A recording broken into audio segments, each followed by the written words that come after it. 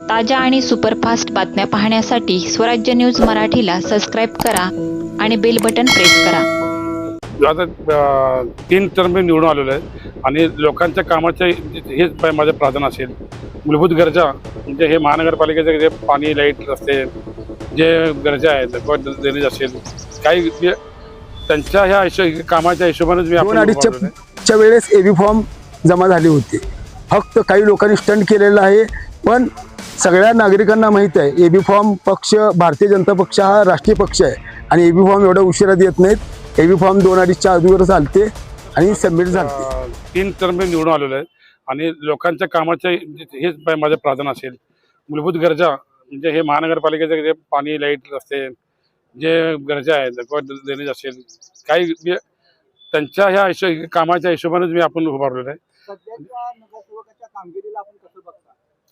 नाही आता सध्या कसं आहे, काय कामं की झाले असतील आणि काय राहिलं असतील ते राहिलेलं कामं आम्ही पूर्ण करू.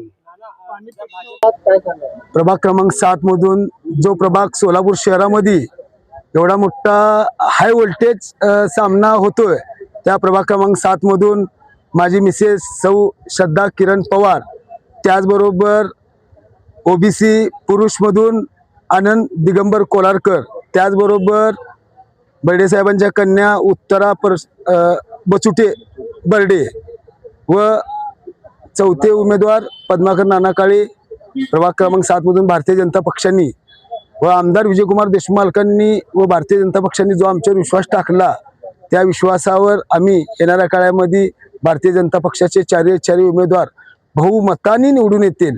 कारण की आमचं काम बोलतंय, मालकांचं काम बोलतंय आणि मालकांनी आमचं पालकत्व स्वीकारलं आहे. मालक आणि आमचे पालक आणि आम्ही त्यांचे सगळ्यांचे मालकांचे चालक. त्यामुळं येणाऱ्या काळामध्ये प्रभाग क्रमांक 7 मध्ये जो हाय व्होल्टेज सामना दिसत होता तो अटीतटीचा होत नाही. कारण की आपण बघताय ह्याच्या अगोदर 7 मतांनी 100 मतांनी असं आलं. गेल्या बारीला आम्ही 750-800 मतांनी आलतो. ह्या बारीला 7 ते 8 हजार मतांनी निवडून येईल. काल जो हाय व्होल्टेज ड्रामा झाला होता एबी फॉर्मचा, अशी कोणती जादू झाली की आपल्याला एबी फॉर्म देण्यात आला आणि आपली उमेदवारी जाहीर करण्यात आली? आता आपण गेल्या वर्षीला बघितलं फॉर्म भरायच्या वेळेस 3च्या आतमध्ये असेल तर कंपल्सरी गेल्या वर्षी बघितलं आपण 6, 7, 8 वाजले असतील फॉर्म भरायला. तर 3च्या आतमध्ये जर आपण आतमध्ये असेल तर काय आपल्याला हरकत नाही. आणि ऑलरेडी 2-2.5च्या वेळेस एबी फॉर्म जमा झाले होते. फक्त काही लोकांनी स्टंट केलेलं आहे, पण सगळ्या नागरिकांना माहीत आहे एबी फॉर्म पक्ष भारतीय जनता पक्ष हा राष्ट्रीय पक्ष आहे आणि एबी फॉर्म एवढा उशिरा देत नाहीत. एबी फॉर्म 2-2.5च्या अगोदर चालते आणि सबमिट झालते. स्टंट कोण केलंय? विरोधी पक्षातले जे हे नाव सांगा ना, कोण केलं? विरोधी पक्षातले आता काँग्रेस असेल, शिवसेना असेल, त्याचबरोबर उबाटा असेल. आता मला वाटतं ह्यांनी एकत्र येऊन इलेक्शन करतील. कारण की हे जर स्टंट अगोदर झाला असता तर काँग्रेस, शिवसेना, उबाटा, माकप, अजून घड्याळ, तुतारी हे सगळे मिळून एकत्र केले असते. हे जर अगोदर झालं असतं. मागच्याला जे स्टंट करणारे होते त्यांच्याबरोबर तुम्ही एकत्र म्हणून लढला होता, आता त्यांच्या विरोधात आहेत म्हणून तुम्ही हे स्टेटमेंट करता काय? बघा, भारतीय जनता पक्षांनी भरभरून बजेट दिलेलं आहे. मालकाच्या माध्यमातून प्रभाग क्रमांक 7 मध्ये 40 ते 50 कोटी 30 ते 40 कोटी रुपयाचं काम झालेलं आहे. त्यामुळं मालकांनी आमचं पालकत्व स्वीकारलं. बरं, शिवसेनेचे उद्धव ठाकरे मुख्यमंत्री असताना मी भारतीय जनता पक्षामध्ये गेलतो. प्रवाहाच्या विरोधामध्ये जाणारा एकमेव माणूस किरण पवार. तुम्ही सारखं म्हणता काम बोलतोय, मात्र प्रत्यक्षात अशी स्थिती आहे की त्या ठिकाणचे रस्ते जे आहेत, रस्त्यात खड्डा आहे की खड्ड्यात रस्ता, अशी परिस्थिती आहे. अनेक ठिकाणी हायमास्ट नाही आहेत. नेमकं काय, कुठलं विजन आहे आपलं समोर डोळ्यात? हायमॅक्स म्हणजे ऐका सांगतो तुम्ही, हायमॅक्स म्हणजे लाईटी म्हणता का हायमॅक्स म्हणता? आता हायमॅक्स हो का, महापालिकेने एक मोठं कॉन्ट्रॅक्ट काढलेलं आहे लाईटचं, स्मार्ट सिटी अंतर्गत.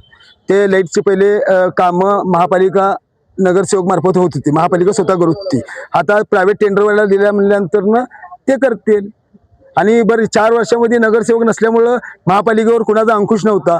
आता येणाऱ्या 16 तारखेनंतर महापालिकेवर अंकुश राहून सर्व कामं पूर्ण होतील. रस्त्याच्या संदर्भात काय सांगाल आपण? काम बोलताय म्हणता सारखं. हो, रस्ते आता मंजूर आहेत. ऐका सांगतो, पहिला ड्रेनेज पाणी केल्याशिवाय रस्ते करायचं नाही हे आमचं ध्येय आहे. आणि आता ड्रेनेजसाठी आम्ही निरावस्ती रोड असेल खाणला होता, आता पावसाळी लाईन घालायचं काम चालू आहे. लवकरच रस्ता होईल इलेक्शनच्या अगोदर. सुरुवातीला तुम्ही माजी स्थायी समिती चेअरमनांना विरोध केला होता, आता त्यांच्यासोबतच तुम्ही पॅनलमध्ये उभा राहिला. काय नेमकं काय पक्षाने तिकीट दिलेलं आहे, त्यामुळं पक्ष जे सांगेल व आमदार विजयकुमार देशमुख जे सांगतील तेच होणार आहे. म्हणजे पक्षाने सांगितलं म्हणून लढणार आहे का मनापासून लढणार आहे? मालक जे बोलतील, मालक माझे पालक आहेत, मालक जे बोलतील तेच होणार आहे.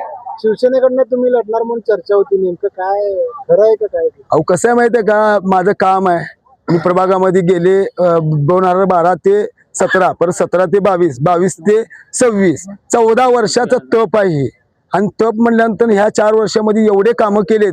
कोरोना असेल, पूर आला असेल, आपण बघितलं असाल, किंवा पुरामध्ये लोकांना जेवण असेल, प्रत्येक गोष्टी लोकांना दिलेलं आहे. आणि आपल्या हक्काचा सेवक म्हणून, न म्हणजे नळ, ग म्हणजे गटार, र म्हणजे रस्ता, याचा सगळ्याचा सेवक म्हणून, नगरसेवक म्हणून आम्ही काम केलेलं आहे. युवा नेतृत्व आनंद कोलारकरांना उमेदवारी देण्यात आलेली आहे. लोणारी समाजाचा त्या भागात प्रभाव मोठ्या प्रमाणात आहे. काय सांगाल याबाबतीत? या उमेदवार आनंद कोलारकर यांना महापालिका, त्यांनी पहिला हाजी आदूर पण काम बघितलेले आहे. त्यांचे काकू नगरसेविक होता, त्यांना महापालिका झोन, त्याचबरोबर महापालिका प्रशासनाचा सर्व अनुभव आहे. त्यामुळे पक्षाने त्यांचा विचार केला, कारण की आता लोकांना कामाची गरज आहे. आणि मध्ये 4 वर्षामध्ये जो काही राहिलेले कामं असतील ते आम्ही मिळून करू. आणि प्रशासनाची ज्याला माहिती आहे त्यालाच तिकीट मिळालं पाहिजे म्हणून महापालिकेने किंवा भाजप, भारतीय जनता पक्षाने त्यांचं तिकीट डिक्लेअर केलं. स्वतंत्र निवडणूक आहे, तुम्ही स्वतंत्र निवडणूक आहे, या निवडणुकीमध्ये जर का अपयश आलं तर त्याचं का पण तुम्ही